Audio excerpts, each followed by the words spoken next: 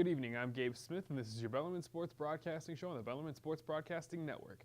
Tonight we've got a lot of good topics for you from sports all around the world, a lot of controversy, so if you have anything you want to tell, definitely get at me on social media. You can follow me on Twitter at SmithGabe95, the same handle on Instagram, once again that's SmithGabe95. So if you have any opinions on the things that I say tonight throughout all these controversial topics that are happening around the globe, let me know and we'll hopefully strike up a conversation. Now we're going to start with our first topic tonight, that is Caster Semenya, who is an intersex runner, or at least assumed to be an intersex runner, who has been breaking records and winning a lot of women's track events around the world, but she is intersex, and the IAAF, that's the International Association for Athletics Federations, has given a ruling that says she's going to have to unnaturally and medically lower her testosterone levels before she's able to compete again, at least in her normal events, which is the 400, the 800, and the 1500. The IAAF has only stated that people, women, or anyone competing in women's events can compete at those levels with unnatural testosterone levels. So what people are wondering now is, what if Semenya is going to run the 3,000 or the 100? What is she going to do? What are they going to do then? Is she going to be able to run, or is she going to have to unnaturally lower her testosterone levels for that as well? The IAAF stated that they know these are discriminatory policies, but they feel it's necessary discrimination.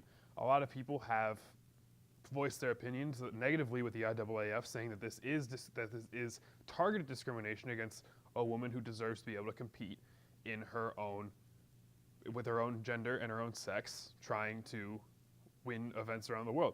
And a lot of people also pointed out that just because she has a higher testosterone level, that doesn't mean it's unfair. You look at people like Katie Ledecky, who is shattering records in the pool at Olympic events, and she has no unnatural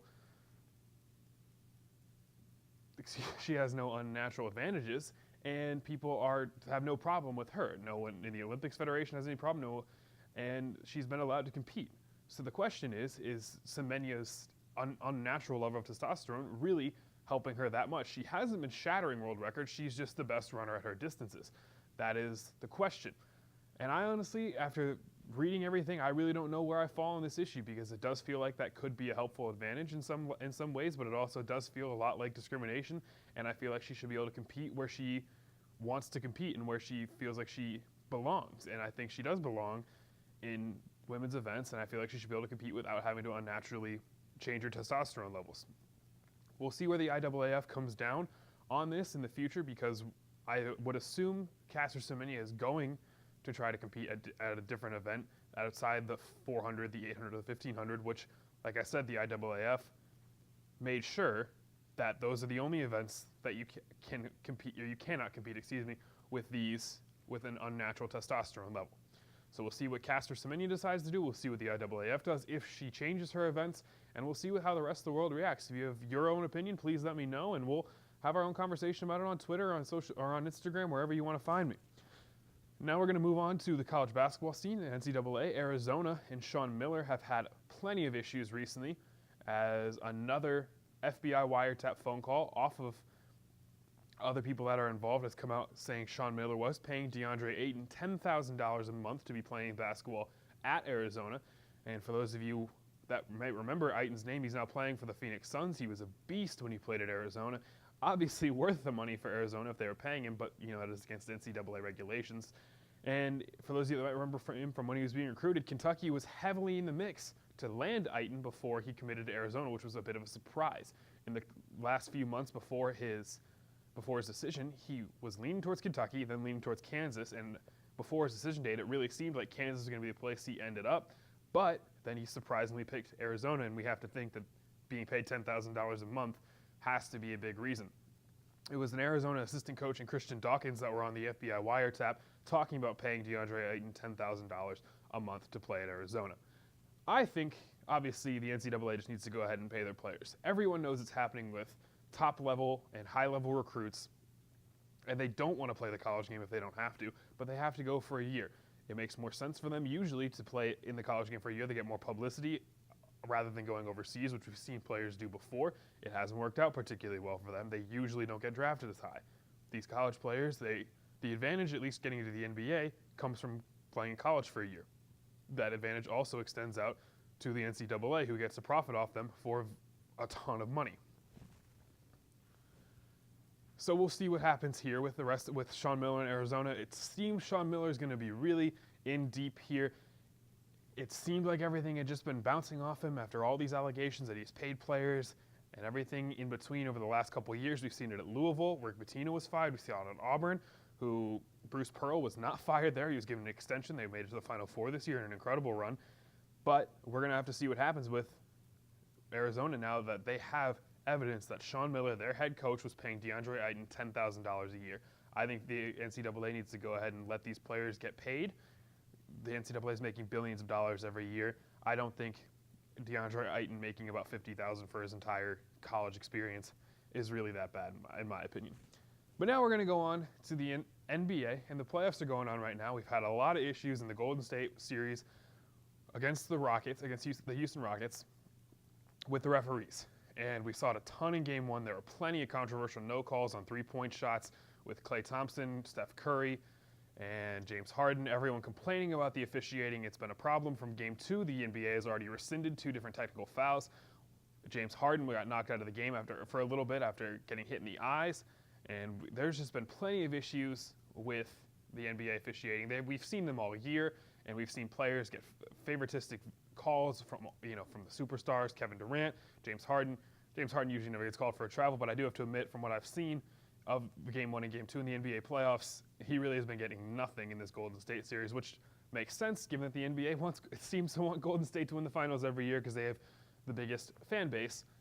I use air quotes there because it seems most of their fans weren't fans until Steph Curry, Kevin Durant, and Klay Thompson were all in Golden State. But either way, it seems that the Warriors are going to be winning the title, whether or not it's through their talent or through getting the calls from the referees. Now, I don't know what the NBA is going to do about this. It seems they've already assigned officials to games that it seems the Rockets and the Warriors have feuds with, because we've seen plenty of officials get earfuls from the Warriors and the Rockets all year, and that's been a problem here and there from every team. But it seems especially with the Warriors and Draymond Green complaining all the time. What I did find hilarious was the fact that Draymond Green was complaining about people complaining about the referees, and he's most known for complaining about the referees throughout the entire season. So I thought that was a little bit funny. But I think the NBA needs to figure out their officiating. It's been terrible all year, and now that it's under even more of a microscope, it's just gotten worse. People have noticed more. Something needs to be done by the NBA. Now we're going to move on. Tyreek Hill of the Kansas City Chiefs has been accused of domestic violence, both against his wife and against his child.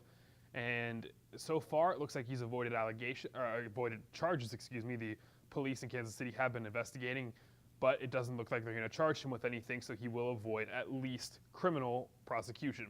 Now, whether or not he avoids a suspension or being put on the commissioner's exempt list, which has been thought about this entire week by the NFL, remains to be seen as they investigate and decide what they're going to do. Tyreek Hill is just waiting. So are the Chiefs. A lot of people have been calling for the Chiefs to go ahead and release Tyreek Hill. They are waiting to see what happens in the rest of the investigation. I understand why they want to do that. Tyreek Hill is a fantastic player. He was great for them last year. He'd be great for them on the field next year if he's allowed to play. Do I think the Chiefs should go ahead and release him? I don't think they should. I think they need to wait and see what's happening in this investigation. We know in the country that you're innocent until proven guilty. And so far, without charges being filed, it doesn't seem that he should be unfairly released yet.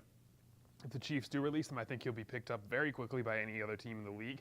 I would not be surprised to see the Patriots do that. They've done that plenty of times with other players, namely Josh Gordon, who has been suspended because of weed, which is a totally different issue than Tyreek Hill with domestic violence. But we've seen the Patriots have no issue picking up players that have had problems off the field in the past.